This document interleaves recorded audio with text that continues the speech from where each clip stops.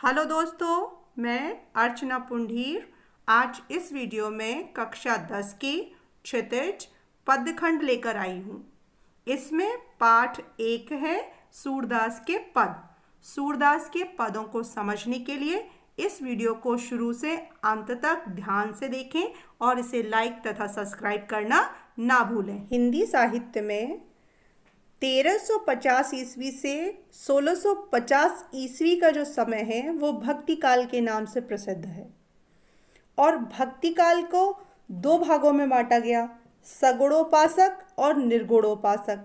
सगुणोपासक अर्थात जो ईश्वर के सगुण आकार को स्वीकार करते हैं वे भक्त कवि, और निर्गुणोपासक जो ईश्वर के निर्गुण आकार को स्वीकार करते हैं वे भक्त कवि। तो निर्गुणोपासक में हमारे फिर दो शाखाएं होती हैं जिनमें हमारे कबीरदास जी और जायसी आते हैं। सगुणोपासक में दो भाग हुए, इसमें एक तो राम भक्त कवि आए, दूसरे कृष्ण भक्त कवि आए। राम भक्त कवियों में सर्वश्रेष्ठ तुलसीदास जी को स्वीकार किया गया है और कृष्ण भक्त कवियों में सूरदास जी को।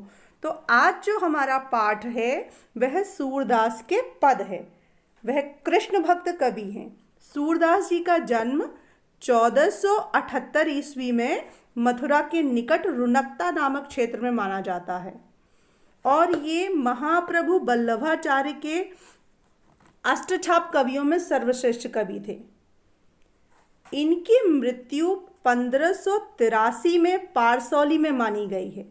इनके प्रमुख 3 ग्रंथ स्वीकार किए गए हैं, सूरसागर, साहित्य लहरी और सूर सारावली। सूरदास जी को वात्सल्य और श्रृंगार रस का श्रेष्ठ कवि माना गया है। इनके विषय में ये कहा गया है कि सूरदास जी तो वात्सल्य का कोना कोना झांक आए हैं। सूरदास की जो रचनाएं हैं वो ब्रज भाषा में हैं और वे लोकगीतों की परंपरा के रूप में स्वीकार की गई हैं। लोकगीतों की परंपरा में उनका गायन वादन किया जाता है। तो आज उनकी पदों को यहाँ पर लिया जा रहा है और उनमें से ही कुछ पदों को मैं प्रस्तुत कर रही हूँ, इसलिए इन्हें बहुत ध्यान से देखें और समझें। यह जो पहला पद है वह सूरसागर के भ्रमर गीत से लिया गया है। कृष्ण ने मथुरा जाने के बाद स्वयं न लौटकर उद्धव के जरिए गोपियों के पास योग संदेश भिजवाया है। उद्धव ने निर्गुण ब्रह्म एवं योग का उपदेश देकर गोपियों की विरह वेदना को शांत करने का प्रयास किया है। गोपियां ज्ञान मार्ग की बजाय प्रेम मार्ग को पसंद करती थीं। इसी कारण उन्हें उद्धव पर शक होता है और उनका जो योग संदेश था वह उन्हें पसंद नहीं आता है, वह उन्हें शुष्क संदेश की तरह लगता है। तभी वहाँ एक भमरा आ जाता है और यहीं से भ्रमर गीत का प्रारंभ होता है।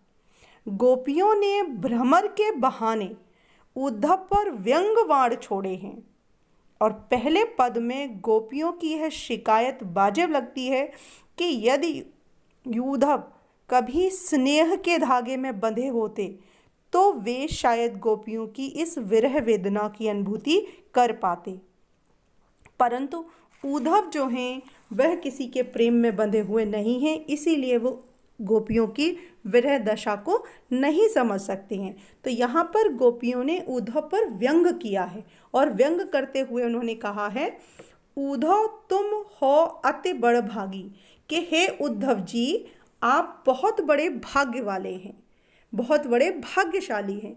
यहाँ पर भाग्यशाली में व्यंग है। कहने का तात्पर्य ये नहीं है कि आप बहुत बड़े भाग्यवान हैं, बल्कि आप बड़े दुर्भाग्यशाली हैं। अपरस रहित स्नेह तगाते नाहिन मन अनुरागी, कि आप दिन रात भगवान कृष्ण के सानिध्य में रहते हैं, आप दिन रात भगवान कृष्ण के पास रहते हैं और फिर भी आप उनके प्रेम से अछूते हैं, आप पर उनके प्रेम की छाया नहीं है, अर्थात आप उनके वास्तविक रूप से अनभिज्ञ हैं। पुरैन पात रहत जल भीतर तारस देह न दागी, जैसे पुरैन पात मतलब कमल का पत्ता जल के भीतर रहता है, कि दिन रात जल के अंदर रहता है, फिर भी उसके ऊपर तारस देह न दागी, उसके ऊपर एक बूंद भी जल नहीं रुकता है, एक बूंद जल का स्पर्श भी नहीं होता है। ज्यों जल माह तेल की गागरी, बूंद न ताको लागी। और जैसे तेल की गागर को, तेल से सने हुए मिट्टी के घड़े को जल के भीतर डुबोया जाता है, तो उस पर एक बूंद भी जल जो है वो नहीं ठहरता है, उसी प्रकार से भगवान कृष्ण का प्रेम जो है वो आपके ऊपर नहीं ठहरा हुआ है। प्रीति नदी में पाँव न बोरियो, दृष्टि न रूप परागी, कि अर्थात प्रेम रूपी नदी में तुमने पाँव तक नहीं बोरा है, अर्थात प्रेम का स्पर्श मात्र भी तुम्हें नहीं हुआ है। दृष्टि न रूप परागी, और तुमने भगवान के वास्तविक रूप को नहीं देखा है, इसीलिए तुम उनके प्रेम से अनभिज्ञ हो, वंचित हो। सूरदास अबला हम भोरी, गुर चाटी ज्यों पागी। सूरदास जी कह रहे हैं कि गोपियां स्वयं को अबला और भोली बता रही हैं कि हम भोली भाली गोपियां हैं, हमने भगवान कृष्ण को अपने हृदय के अंदर इस प्रकार से बसाया हुआ है, हम अब अपने जीवन में भगवान कृष्ण को कभी भी त्याग नहीं सकती, क्योंकि हमारी स्थिति कैसी है, गुर चाटी ज्यों पागी, जैसे चींटियां गुड़ में लगती हैं और मृत्यु पर्यंत गुड़ के साथ चिपकी रहती हैं, वैसे ही हम गोपियां भी मृत्यु पर्यंत भगवान कृष्ण से प्रेम करती रहेंगी। यहाँ पर गुड़ जो है भगवान कृष्ण का प्रतीक है और चींटियां जो हैं वो गोपियों का प्रतीक है।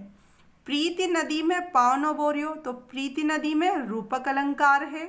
और ज्यों जल माह तेल की गागर, तो ज्यों के प्रयोग से उत्प्रेक्षा अलंकार है।